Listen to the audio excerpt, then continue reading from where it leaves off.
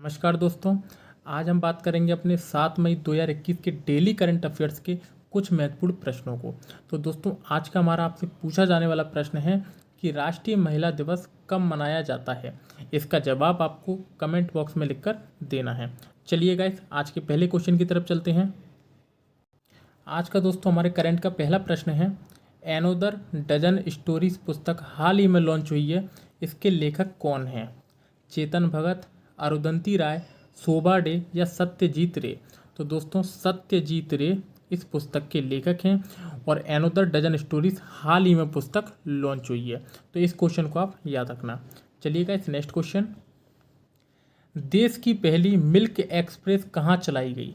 गुजरात से हरियाणा, आगरा से मुंबई, भोपाल से जयपुर या नागपुर से दिल्ली? दोस्तों, पहली जो मिल्क एक्सप्रेस है वो नागपुर से दिल्ली तक चलाई गई थी। दिल्ली में लॉकडाउन के चलते दूध की आपूर्ति करवाने के लिए 40,000 लीटर 40,000 लीटर दूध लेकर आज देश की पहली मिल्क एक्सप्रेस चलाई गई है, जो कि नागपुर से दिल्ली की ओर भेजा जाएगा। तो दोस्तों, देश की पहली मिल्क कहाँ चलाई गई? नागपुर से दिल्ली। चलिए गाइस, नेक्स्ट क्वेश्चन, हाल ही में पूर्व केंद्रीय मंत्री चौधरी अजीत सिंह का निधन हो गया है। यह किस पार्टी के प्रमुख थे?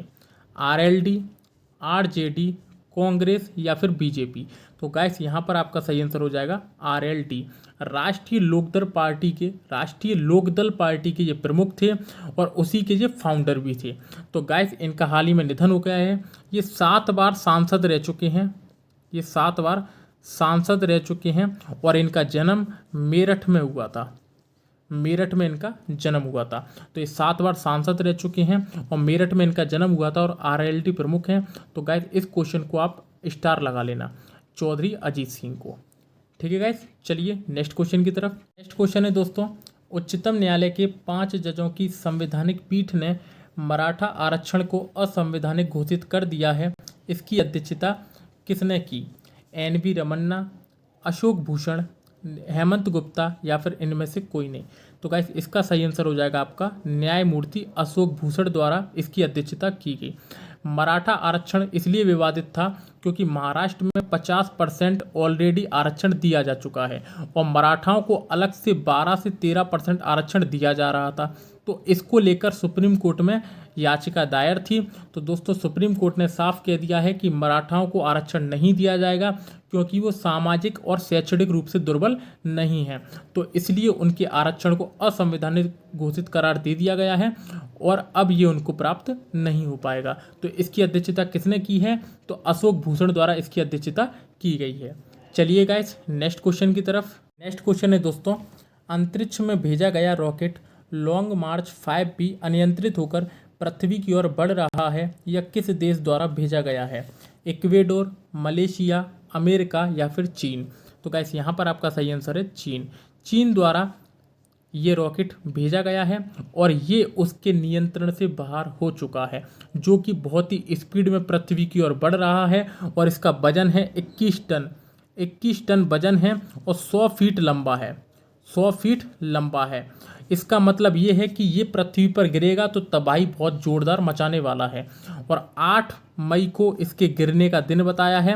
ये वायुमंडल में प्रवेश करने वाला है और ये किस देश पर गिरेगा ये बात उस दिन पता चलेगी।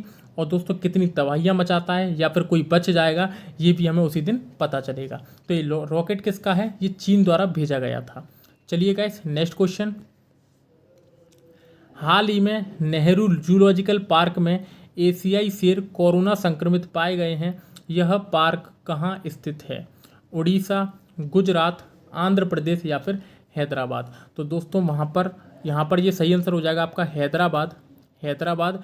नेहरू जूलॉजिकल पार्क हैदराबाद में स्थित है। वहाँ पर एशियाई शेर कोरोना पाए गए हैं, तो इस कारण ये थोड़ा सा चर्चा में आ गया है। तो इस क्वेश्चन को दोस्तों आप याद रखना। चलिए गाइस, नेक्स्ट क्वेश्चन, वैज्ञानिकों ने हाल ही में यूरेनियम का सबसे हल्का रूप कौन सा बताया है? यूरेनियम 214, 215, 216 या फिर 217? तो गाइस, यहाँ पर आपका सही आंसर हो जाएगा यूरेनियम 214। यूरेनियम 214 को वैज्ञानिकों द्वारा हाल ही में सबसे ज़्यादा हल्का रूप इसका बताया गया है। चलिए गाइस, नेक्स्ट क्वेश्चन, हाल ही में किस राज्य में 10 करोड़ साल पुराने डायनासोर की हड्डियों के जीवाश्म मिले हैं? मध्य प्रदेश, राजस्थान, मणिपुर या फिर मेघालय। तो गैस यहाँ पर आपका सही आंसर हो जाएगा मेघालय। मेघालय में 10 करोड़ साल पुराने डायनासोर की हड्डियों के जीवाश्म मिले हैं। चलिए गाइस नेक्स्ट क्वेश्चन है दोस्तों अपना, यूनेस्को विश्व प्रेस स्वतंत्रता पुरस्कार 2021 विजेता के रूप में किसे चुना गया है? श्यामला गणेश, अमजद अली, मारिया रेसा या कृति करंत। तो दोस्तों यहाँ पर आपका सही आंसर हो जाएगा मारिया रेसा। मारिया रेसा विश्व प्रेस स्वतंत्रता पुरस्कार 2021 की विजेता रही हैं। और दोस्तों ये अवार्ड विश्व प्रेस स्वतंत्रता दिवस कब मनाया जाता है? तो ये मनाया जाता है हमारा 3 मई को। 3 मई को ये दिवस मनाया जाता है। और ये पुरस्कार कब से यूनेस्को द्वारा दिया जा रहा है? 1991 से दिया जाना शुरू किया गया है। तो दोस्तों ये हाल ही में किसको मिला है? मारिया रेसा। ये आप इनका डायग्राम देख सकते हैं, फोटो देख सकते हैं। चलिए गाइस नेक्स्ट क्वेश्चन है दोस्तों अपना, सेना आयुध कोर केंद्र AOC के कमांडेंट के रूप में किसे नियुक्त किया गया है? अजीत देशपांडे, गिरीश चंद्र मुर्मू, शक्तिकांत दास या फिर सुनील अरोड़ा। तो यहाँ पर गाइस आपका सही आंसर हो जाएगा अजीत देशपांडे। अजीत देशपांडे को कमांडेंट चुना गया है, आर्मी ऑर्डिनेंस कॉर्प्स का प्रमुख चुना गया है। ये आपको अजीत देशपांडे दिखाई देंगे। इसका काम क्या है? तो इसका काम है कि सेना को राहत सुविधा उपलब्ध कराना, राशन सुविधा उपलब्ध कराना या फिर शस्त्र सुविधा उपलब्ध कराना। ये सारी चीज़ें इनके हाथ में रहती है। मतलब जब युद्ध होता है या फिर कहीं आपदा आई होती है तो वहाँ पर ये राहत सुविधा उपलब्ध कराते हैं, ठीक है, शस्त्र सुविधा उपलब्ध कराते हैं। तो ये इनका काम रहता है और ये अजीत अपने देशपांडे जी प्रमुख हैं इसके। तो दोस्तों आज के हमारे डेली करंट अफेयर्स के 10 क्वेश्चन हो चुके हैं। अब हम बात करते हैं अपना कल का जो हमने आपसे क्वेश्चन पूछा था उसके बारे में। दोस्तों कल का आपसे पूछा गया प्रश्न था, निम्न में से दासबोध नामक पुस्तक के लेखक कौन हैं? तो दोस्तों यहाँ पर आपका सही आंसर हो जाएगा गुरु रामदास। गुरु रामदास द्वारा दासबोध नामक पुस्तक लिखी गई थी। तो दोस्तों यदि आज का आपको करंट अफेयर्स पसंद आया हो तो वीडियो को लाइक कर दें, वीडियो पर कमेंट करके जरूर बताएं कि वीडियो आपको कैसी लगी। और दोस्तों डेली की करंट की क्लास लेने के लिए आप हमारे धाकड़ कॉम्बो क्लासेस के चैनल को सब्सक्राइब एवं बेल आइकन को जरूर दबा लें। फिर मिलते हैं दोस्तों कल की करंट की क्लास के साथ, तब तक के लिए धन्यवाद।